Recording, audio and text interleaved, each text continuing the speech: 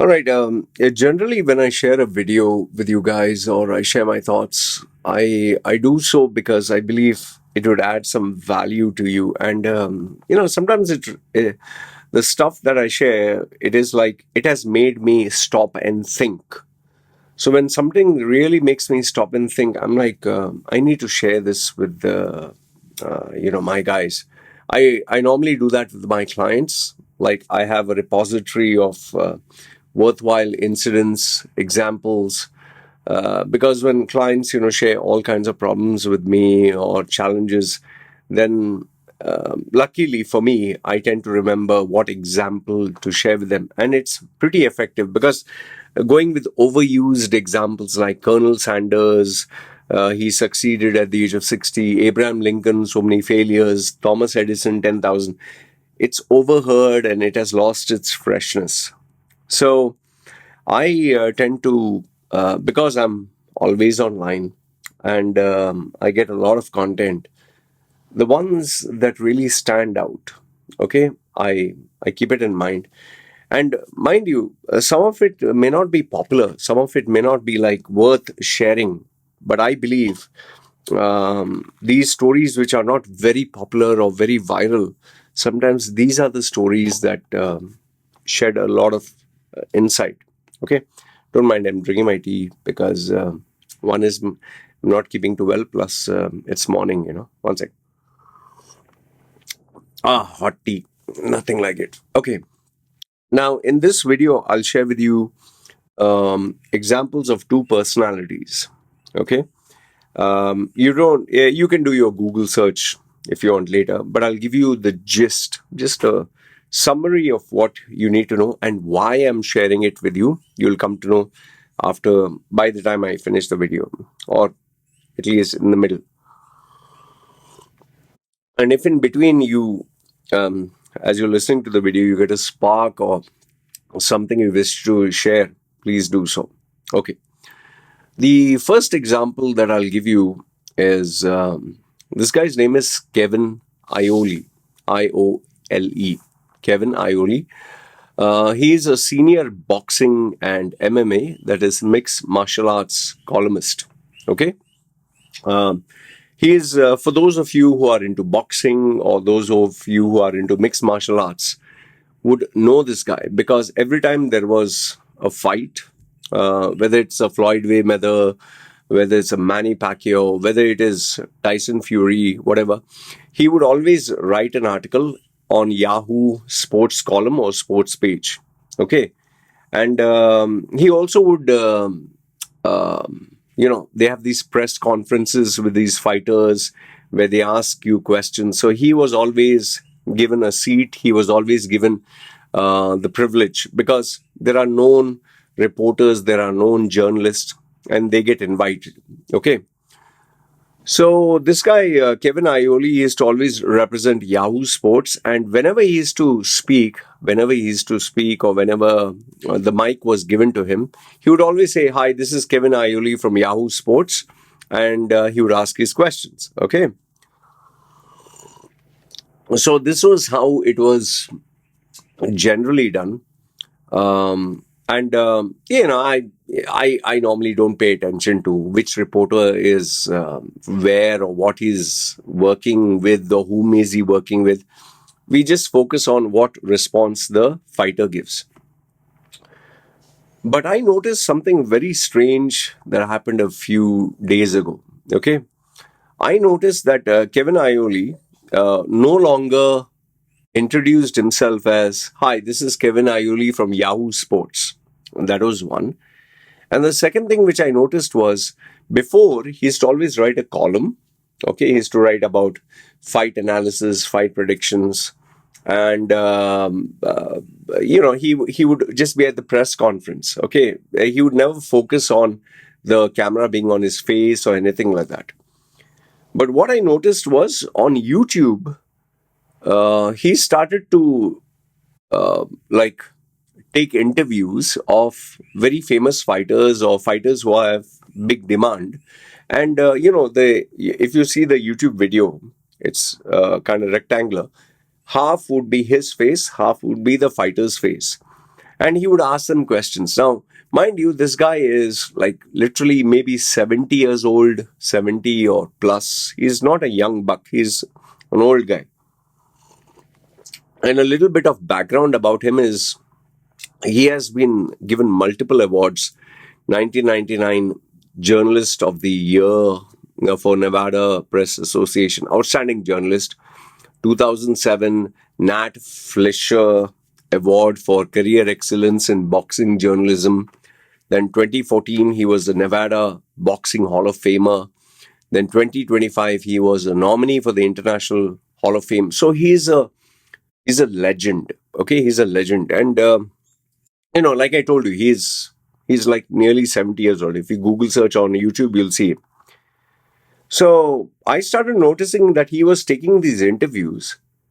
But what really shocked me was when I checked which YouTube channel is he speaking from. Is it Yahoo YouTube channel or whatever?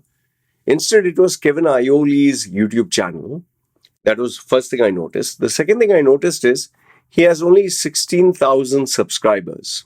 Okay? And the third thing I noticed was he only has like some videos he had 1,000 views.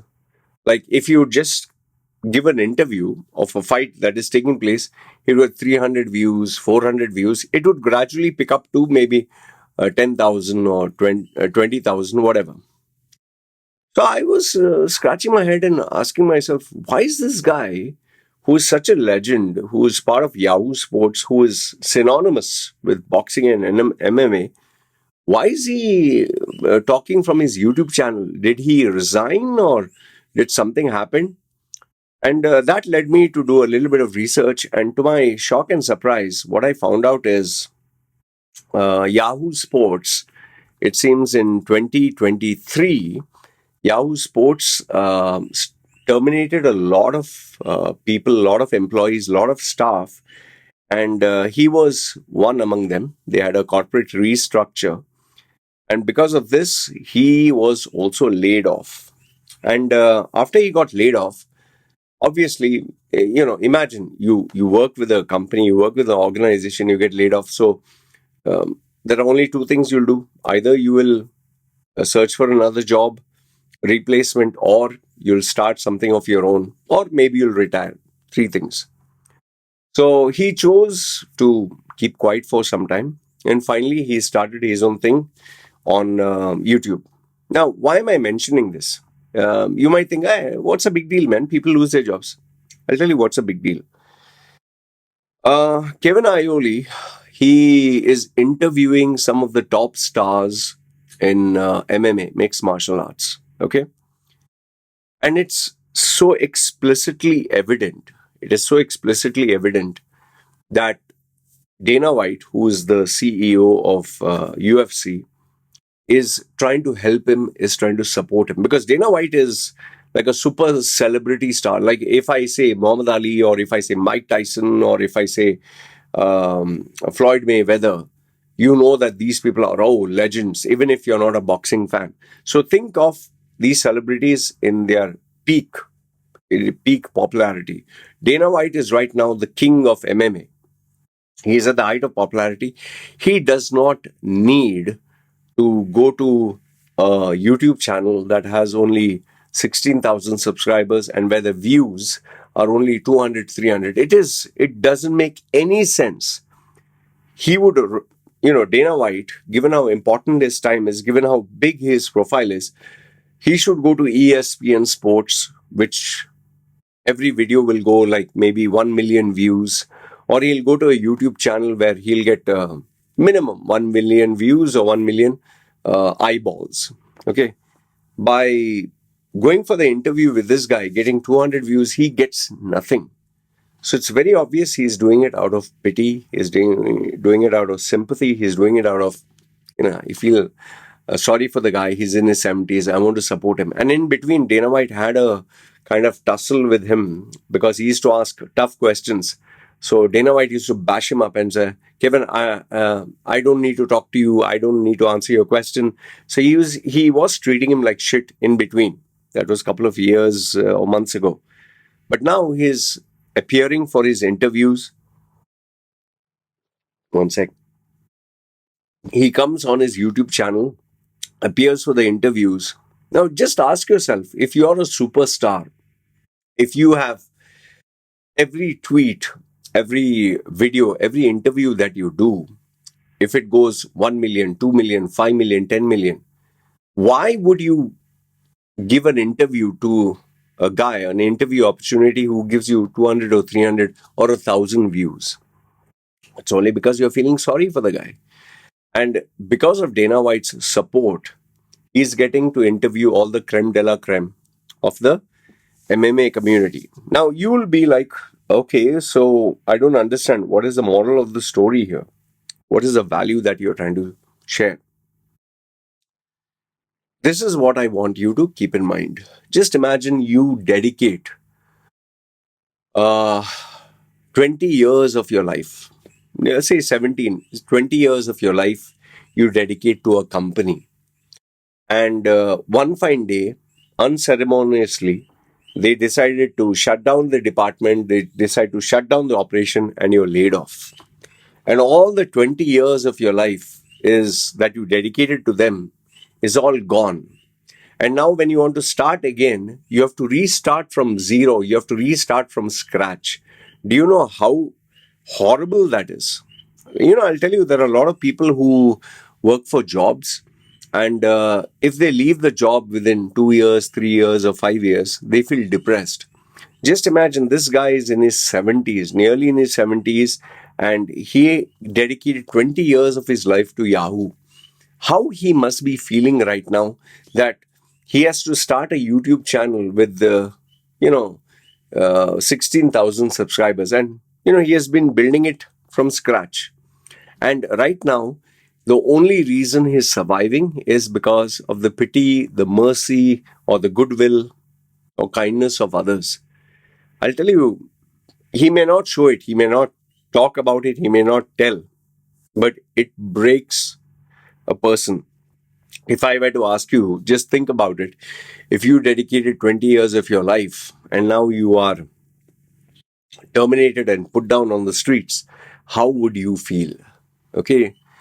Maybe you don't have the capacity to think, but I personally know clients who have dedicated their lives to a brand or a company, and one fine day they just got terminated. In fact, the latest one that I can think about is a female who gave 25 years of her life to a multinational giant. I'm not taking her permission, so I don't want to share.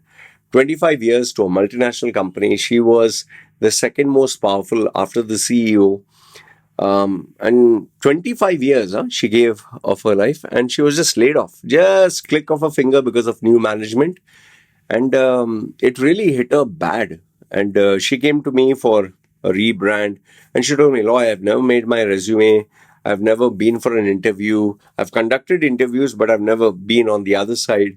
I don't know how to sell and market myself. I know my work. So, and when I asked her, are you feeling like, do you feel hurt? Do you feel down? Of course, Loy. I gave, this was my second family. After my house, the family that was there, it was them. I saw so many people grow from scratch. I saw so many people start their careers and become big. I saw so many people, uh, you know, uh, dedicate their lives to the company, retire. And she said, I never thought my day would come. I thought I would work until my retirement. But before my retirement, they just give me the pink slip, marching orders, saying it's not the severance package or anything. It is my family. And she felt empty. It took her 6 months to get out of it. So this was one example that I gave you with regards to Kevin Iole, which I want you to research, Kevin Iole. And the second example that I want you to research